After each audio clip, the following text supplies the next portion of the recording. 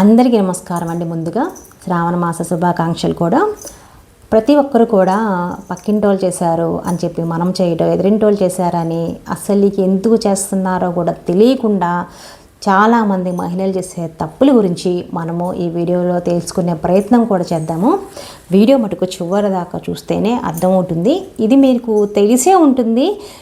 తెలిసి తప్పులు చేస్తారో తెలియకుండా తప్పులు చేస్తారో మటుకు నాకైతే అర్థమే కాదనమాట. ఫస్ట్ మనం గడప గురించి మాట్లాడుకుందాం. గడపని శుభ్రం చేసుకుంటాము, చక్కగా పసుపు రాసుకుంటాము, కుంకుమ బొట్లు పెట్టుకుంటాము, ముగ్గు పెట్టుకుంటాము, అటు ఇటు ఒక పువ్వు పెట్టుకుంటాము. అది గడప పూజ, సింపుల్గా గడప పూజ అనమాట. అంతే కదా. అంటే గడప అంటే లక్ష్మీదేవి స్థానము, లక్ష్మీదేవి అక్కడ ఉంటుంది అని చెప్పి మనం భావిస్తాం. అంటే అక్కడ అమ్మవారు కూర్చుంటారు అని భావిస్తాం. అలాంటప్పుడు గడపకి ఏం చేస్తాము, పసుపు రాసి బొట్లు పెట్టి బియ్య పిండితో ముగ్గు వేసి గడప ముందు ఒక చిన్న ముగ్గు వేసుకుంటాము. మీకు ఇంకా డెకరేషన్ కావాలంటే పక్కన ఒక మట్టి కుండలో కొంచెం నీళ్లు పోసి 2-3 పూలు పెట్టుకుంటాం. ఇది పద్ధతి. అంతేకాని పక్కింటోళ్ళు ఎదురింటోళ్ళు చేశారని చెప్పి గడప మీద దీపాలు వెలిగించటం, గడప మీద అటు ఇటు దీపాలు పెట్టి మధ్యలో ధూప్ స్టిక్ వెలిగించటం, అది ఎంతవరకు సమంజసం అండి? గడప అంటే లక్ష్మీదేవి స్థానము, లక్ష్మీదేవి కూర్చుంటుందని మనం భావించినప్పుడు అమ్మవారి కాళ్ళ మీద తొడల మీద మీరు దీపాలు పెట్టి ధూప్ స్టిక్ వెలిగిస్తారా? అది తప్పు కదా.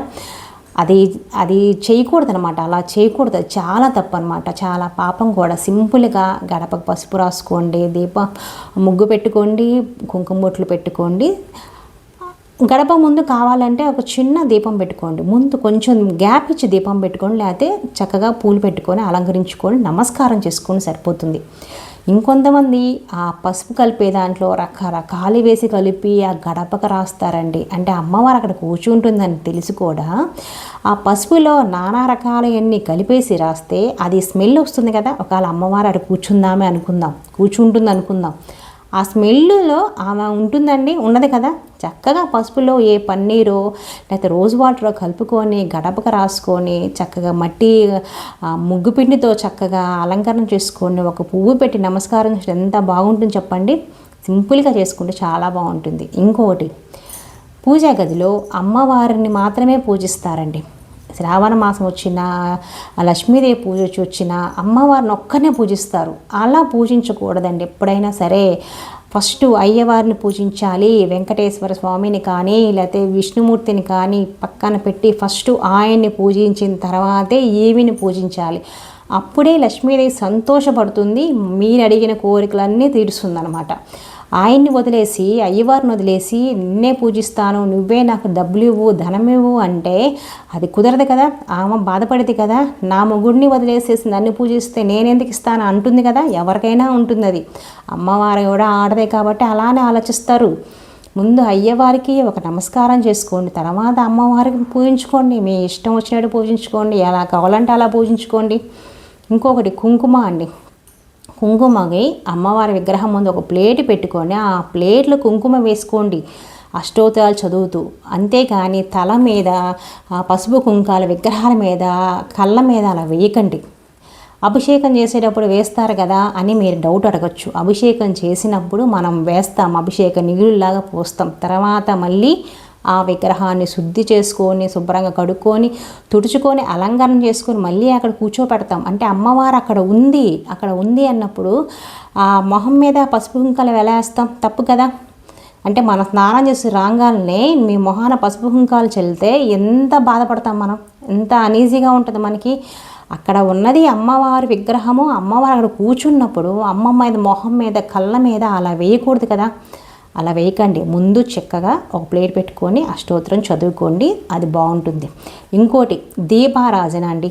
దీపారాజన అనేది దీపం వెలిగేది ఒత్తి అమ్మవారి వైపు ఉండాలి, పటాల వైపే చూస్తూ ఉండాలి. నేను చూపిస్తున్నాను చూడండి, అలా పటాల వైపు చూస్తూ ఉండాలి. మన వైపు తిరిగి దీపం ఉండకూడదు, దేవుడి పటాలనే చూస్తూ ఉండాలి.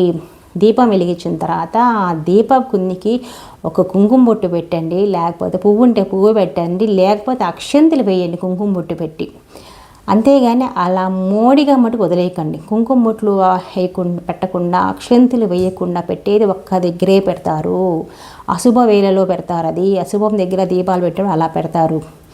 దీపానికి కుంకుమ బొట్టు పెట్టి 2 అక్షంతలు వేయండి, సరిపోతుంది.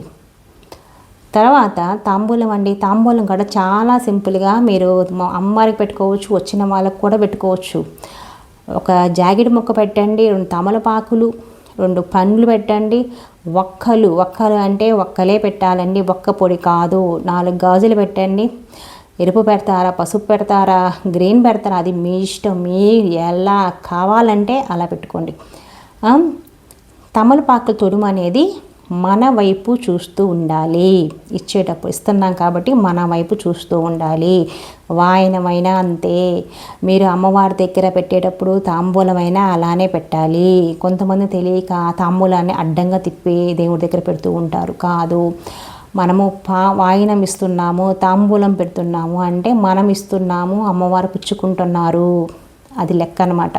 అందుకని చెప్పి మనం ఇచ్చేటప్పుడు తొడిమలు, తామలపాకు తొడిమలు, అరటికాయ తొడిమలు అవన్నీ మన పక్కే ఉండాలి. అప్పుడు మీరు ఇవ్వండి. మళ్ళీ స్పెషల్గా మీరు పసుపు కుంకాలు ఏం పెట్టి ఇవ్వాల్సిన అవసరం లేదు. ఇంతవరకు ఇచ్చినా సింపుల్గా ఇచ్చినా సరిపోతుంది. తర్వాత నైవేద్యాలు మీ ఇష్టం అండి, ఎన్నన్నా చేసుకోవచ్చు. ఓపిక ఉంది, తీరిక ఉంది అంటే నైవేద్యాలు చేసుకోండి. లేదంటారా, సింపుల్గా పాలల్లో కొంచెం బెల్లం కలిపి లేదా పటికి బెల్లం కలిపి యాలకులు వేసి నైవేద్యంగా పెట్టండి. అమ్మవారు సంతోషంగా తీసుకుంటారు. భక్తి అనేది ప్రధానం. ఇక్కడ తమలపాకు నేను చూపిస్తున్నాను చూడండి. తొడిమలు మన సైడ్ ఉన్నాయి. అక్కడ నేను బిడ్డ జామకాయలు పెట్టాను, మీరు ఆ ప్లేస్లో అరటికాయలు పెట్టుకోవచ్చు. అరటికాయలు కూడా తొడిమలు మన పక్కే ఉండాలండి ఎప్పుడైనా సరే ఇచ్చేటప్పుడు. ఇది సింపుల్ తాంబూలం అన్నమాట. మీరు ప్రతి శుక్రవారం ఇవ్వచ్చు, ఎవరికి ముత్తైదుకి వచ్చినా ఇలానే పెట్టచ్చు. ముత్తైదుకి వచ్చినప్పుడు మనం కుంకుమ బొట్టు గంధం పెడతాం కదా, మళ్ళీ సపరేట్గా మళ్ళీ మీరు ఏమి ఇవ్వక్కర్లేదు, అలా సింపుల్గా సరిపోతుంది. చిన్నవి మళ్ళీ మనం ఇచ్చామనుకోండి, అవి పడేస్తారు కానీ వాళ్ళు వాడుకోరు. కొంతమంది వాడుకునే వాళ్ళకే ఇవ్వండి పసుపు కుంకాలు. వాడుకొని వాళ్ళకి వచ్చినప్పుడు పసుపు కుంకుమ పెట్టేసి ఇంతవరకు సింపుల్గా ఇచ్చేయండి, సరిపోతుంది. మీకు నైవేద్యం కుదరదు అన్నప్పుడు సింపుల్గా తేనె ఉంటుంది కదా, తేనె ఒక 2 స్పూన్లు గిన్నె నిండా కూడా పెట్టచ్చు. అమ్మవారు చాలా ఇష్టంగా స్వీకరిస్తారు. అలాగే రాగి చెంబులో నిండా నీళ్ళు మధ్యలో దాహం వేస్తే అమ్మవారు తాగటానికి అనమాట. ఎప్పుడైనా మనం నైవేద్యాలు పెట్టినప్పుడు మనము టిఫిన్ చేసినా కానీ మనకి ఆకలిస్తుంది కదా, మధ్యలో దాహం వేస్తుంది తినిన తర్వాత, అప్పుడు మనం నీళ్ళు తాగుతాం కదా, అలాగే అమ్మవారు కూడా నీళ్ళు తాగటానికి రాగి చెంబులో నీళ్లు కంపల్సరీగా పెట్టండి. నిండా పెట్టండి, సగం కాదు, నిండా పెట్టండి. చాలా మంచిది అది. ఎప్పుడైనా సరే రాగి చెంబులోనే పెట్టాలి. మిగతా ఇత్తడి వాటిలో పెట్టుకోవచ్చు, కానీ రాగి చాలా మంచిది అనమాట.